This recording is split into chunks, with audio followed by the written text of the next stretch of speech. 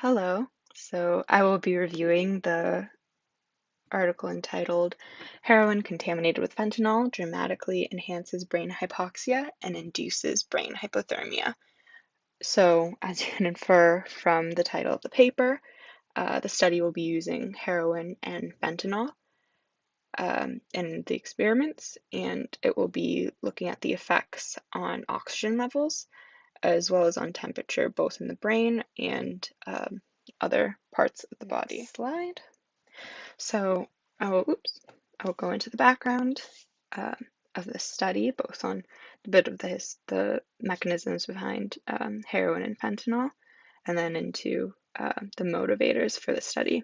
So, um, with the current opioid epidemic in the US, there is an increased availability as well as an increased demand for these highly potent synthetic opioids, such as fentanyl, which the paper will be covering. So, quote unquote, street heroin is often contaminated with fentanyl. Now, heroin is sometimes cut, quote unquote, with other substances in order to make larger batches. This is a phenomenon that is not exclusive to heroin, but to other drugs as well. Um, so often it'll be some type of substrate that is um, more neutral or doesn't produce, it's not an opioid, it doesn't produce the desired effects. And then fentanyl is so in demand since it is highly potent and it is also an opioid. So a little bit can get you a long way. So a batch can be made that is not 100% pure heroin, but it can be sold as such, even if though it contains fentanyl and other substrates. And the effects will feel the same, and the user will still get the desired effect. However, as the title of the paper also alluded to, there's an increased probability for complications due to acute hypoxia. So, in opioid use, respiratory depression is a common complication, and respiratory depression, in particular, that leads to acute hypoxia, is the most dangerous complication of opioid drug use, and it is the leading cause of death. It is essentially the respiratory system is so inhibited that it kind of perpetuates the lack of oxygen since the user is unable to breathe, like physically. And then oxygen levels just continue to lower and lower and can eventually lead to death. So, how heroin and fentanyl work. So, both cross the blood-brain barrier and they interact with the same mu opioid receptors. This study will be working with the mu opioid receptors in the nucleus accumbens. However, the difference is that fentanyl acts directly on the receptors, whereas heroin is it's a prodrug and it operates via different metabolites that then impact the mu receptors. So this study is the first that is able to directly monitor oxygen levels in the extracellular space of the nucleus accumbens, the NAC, which, as we know, is also highly linked to motivation reward behavior. So the purpose of the study is to examine the effects of heroin contaminated with fentanyl on the brain oxygen levels, supplemented by monitoring the temperature in the brain, in temporal muscle, which is on the side of, like on your jaw, kind of on the side of your face, and skin, as well as locomotor activity. And this will be done in rats. So, next slide. So, I will be surprised reviewing the study design and procedures used. So, essentially, two separate experiments were performed using awake, freely moving rats, a total population of 25, which were then split into two groups. The rats were all intravenously injected with heroin, fentanyl, or a 10% mixture, so which is supposed to represent the contaminated batch, quote unquote. So 90% heroin and then 10% fentanyl. So the electrochemical group is a group of 13 rats, and that's basically the group that will be looking at the oxygen levels. So they are looking for the effect of the drugs administered on the nucleus accumbens electrical extracellular oxygen levels. So they were implanted with these electrochemical sensors, basically a module in which you could place different types of sensors. So they were able to, the experimenters were able to place oxygen sensors, and they were placed throughout the right nucleus accumbens shell, I believe in 3 different locations. So the rats were divided into 2 groups. There was a fentanyl only group and a heroin slash 10% mixture group.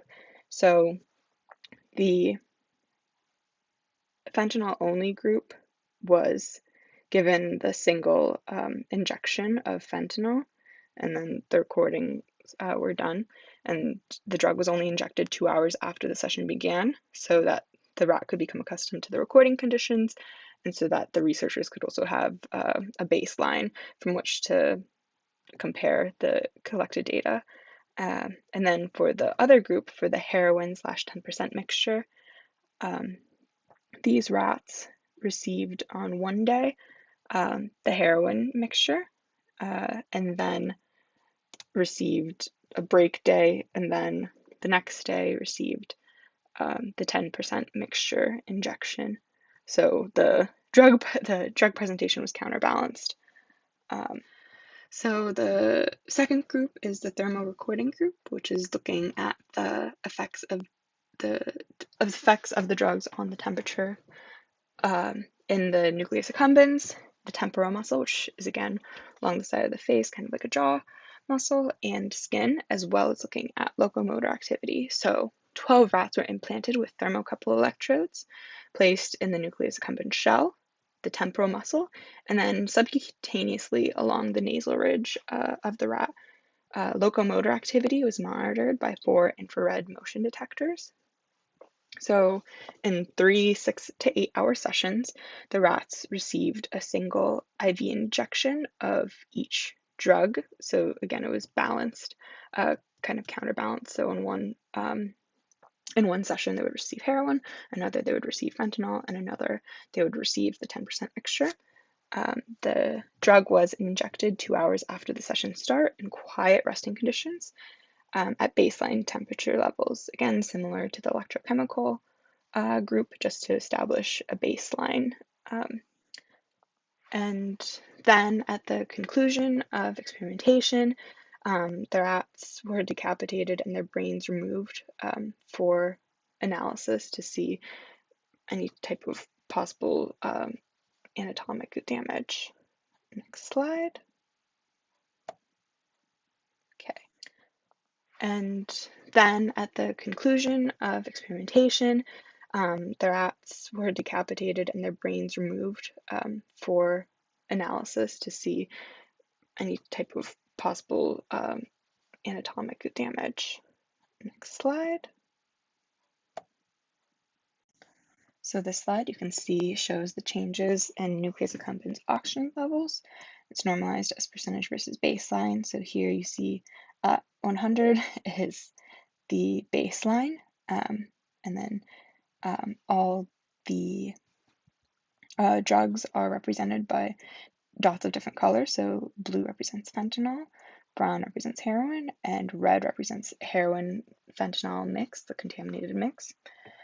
So if you look at image A, you can see that the fentanyl effects are characterized. It's a rapid, strong decrease in oxygen levels, dipping down to around 40, and then also showing very rapid return to about 10 to 20% even above baseline. So it goes to baseline and then surpasses it with fentanyl. Then if you look at heroin, indicated by brown dots, you can see a similar decrease in oxygen levels, and then a bit of a rise as it kind of tries to return back to baseline, but it still doesn't quite return to baseline. However, the strongest and the most prolonged decrease is visible with the heroin fentanyl dots. So you can see that there's a cluster with a very high percentage change compared to, or not very high, but it's visibly higher percentage change in percentage decrease in oxygen compared to heroin alone and fentanyl alone. And then you can see that it also has a much slower rise back up to the baseline, and it does not reach the baseline either. Another important part of this figure I want to point out is this AUC, the area under curve chart. So all of these asterisks indicate that there is significant between group differences. So you can see that there is a significant between group difference between fentanyl and heroin. So the area under curve is essentially representing the total oxygen decrease during the duration of the experiment. So you can see that there is a significant difference between fentanyl and heroin, but this difference seems to pale in comparison to the difference between heroin and fentanyl, which is also shown to be statistically, it's also shown to be significantly different, sorry, with total oxygen decrease. So with the heroin fentanyl group, the brain is operating with less oxygen than the baseline for a longer period of time. And so the total amount of oxygen is greatly lessened. Okay, and then we're going to move on to this figure 2, which shows the changes in temperature in the nucleus accumbens, temporal muscle, and skin. That's shown in the top row, and this is all the data from the thermal recording group. So this shows the temperature changes. This shows some differentials, so there's some different activations going on. So between the nucleus accumbens and muscles, that is also called the brain muscle differential. And there's also the skin muscle differential.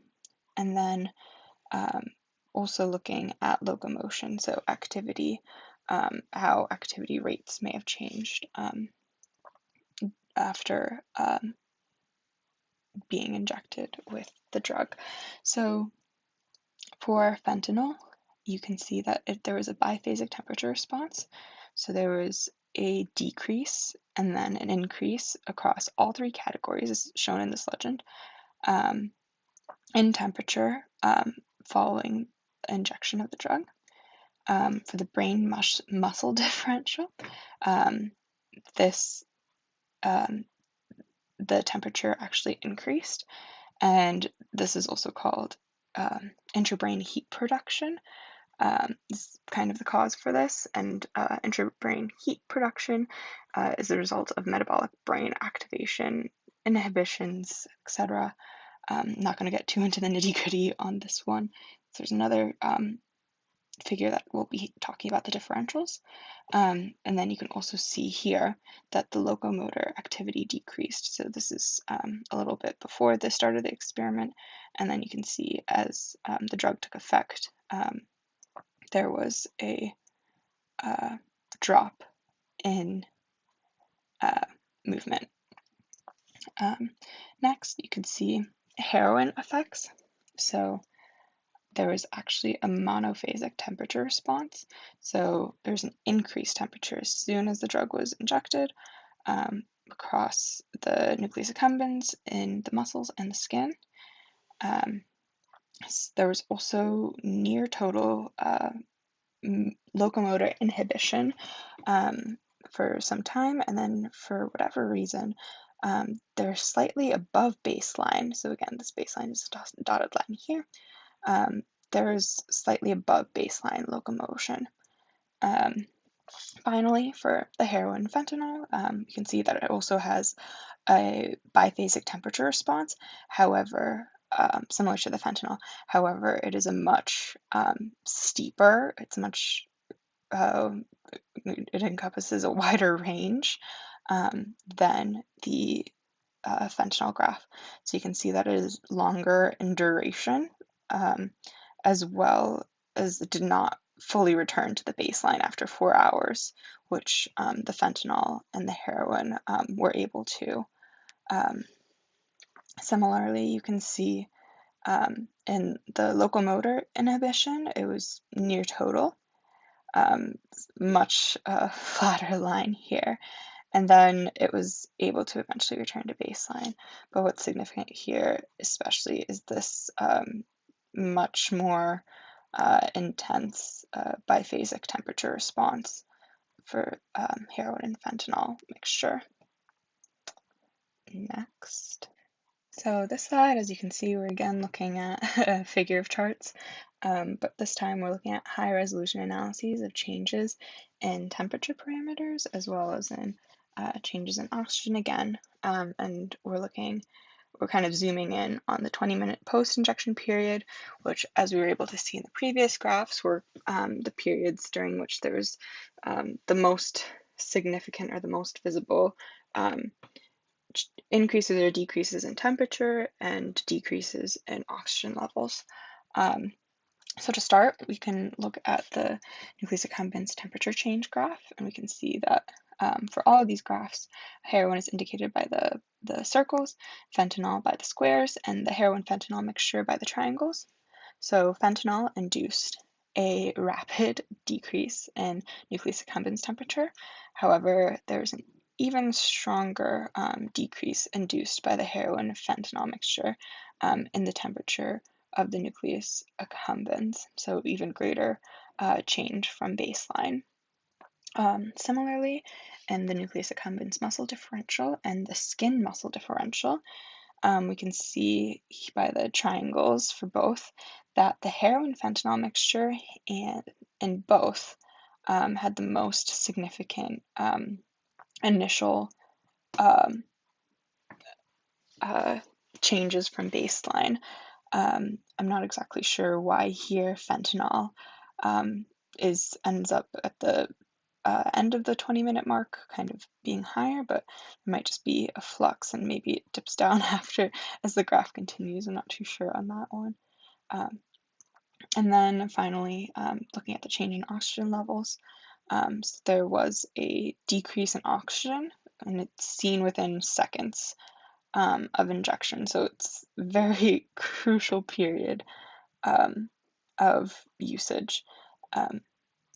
And again, looking at, so these are the changes, the decreasing and the change from baseline.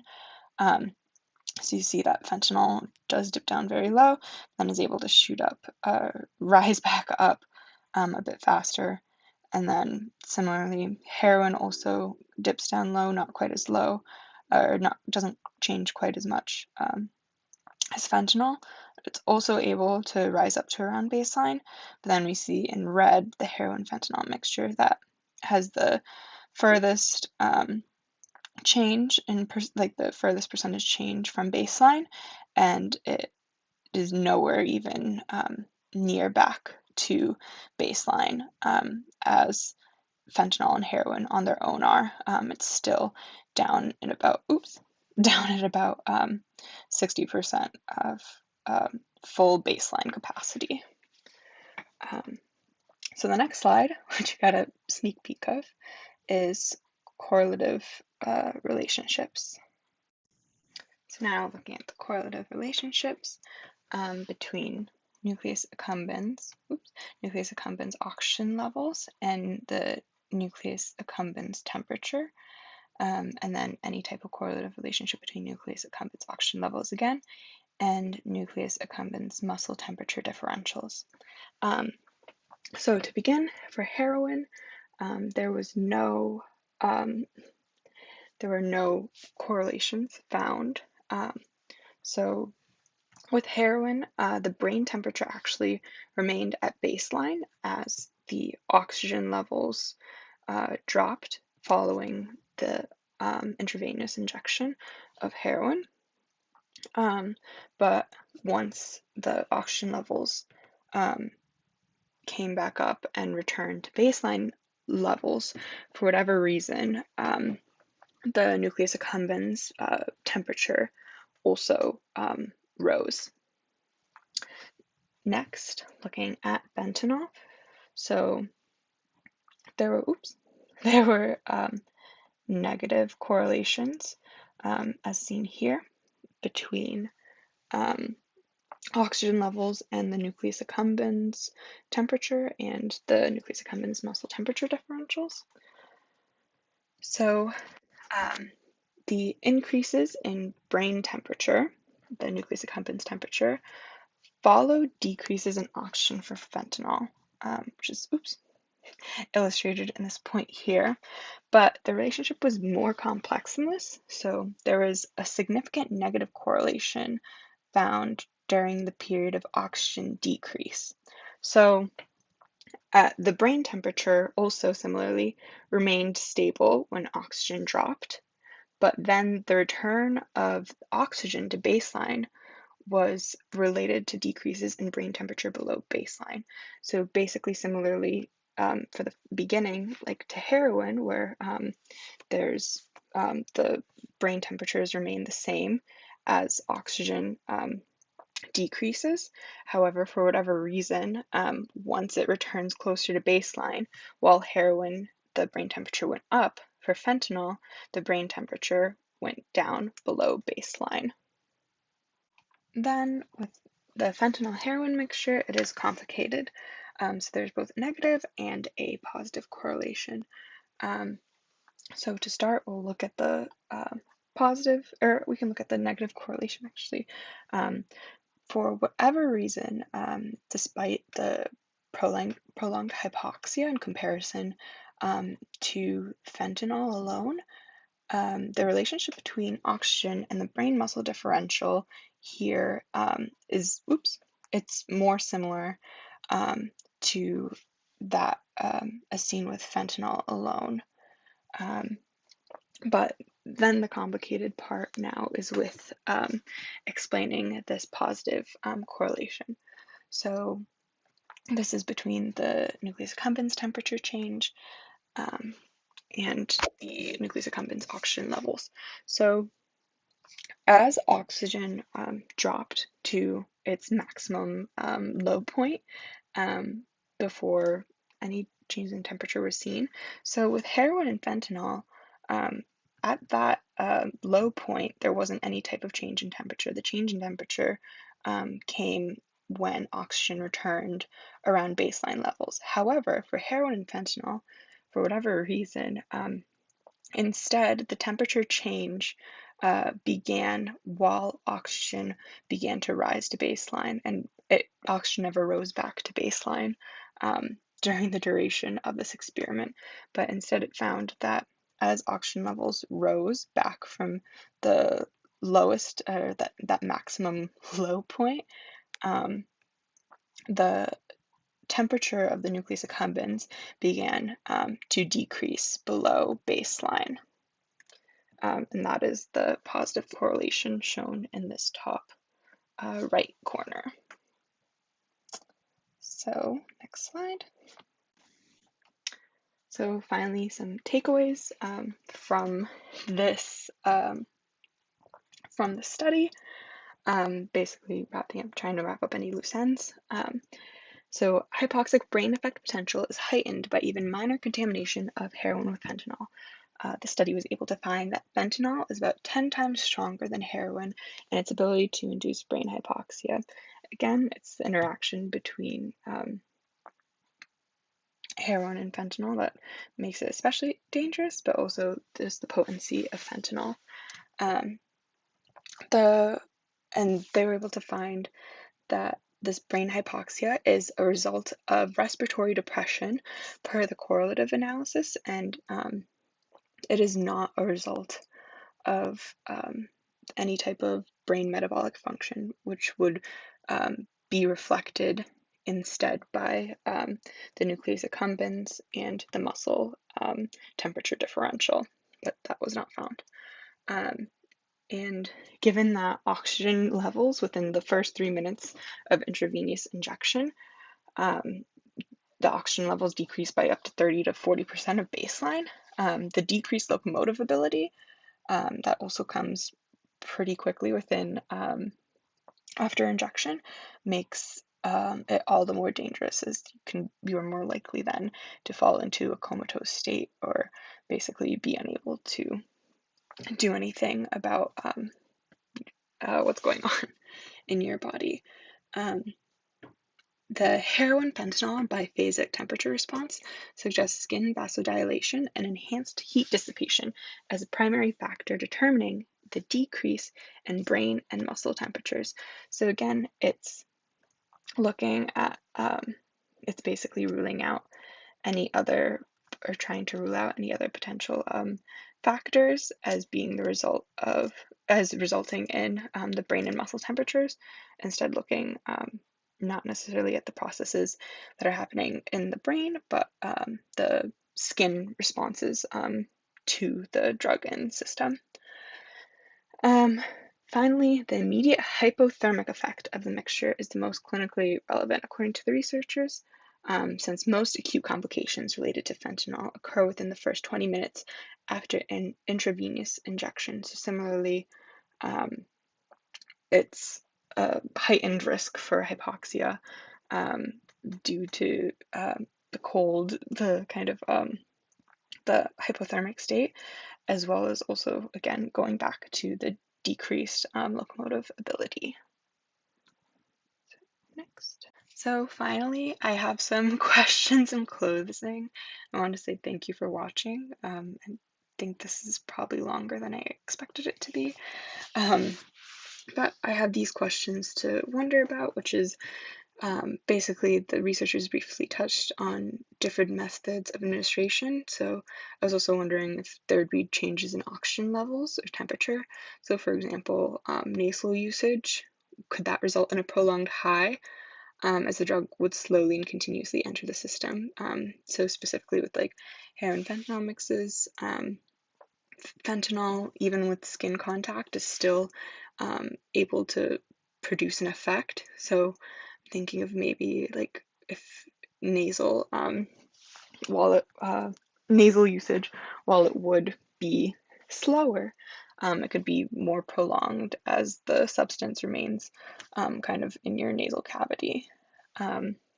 Similarly, or not similarly, but in the heroin fentanyl mixture, I was kind of wondering what could be the cause for the prolonged hypoxic period.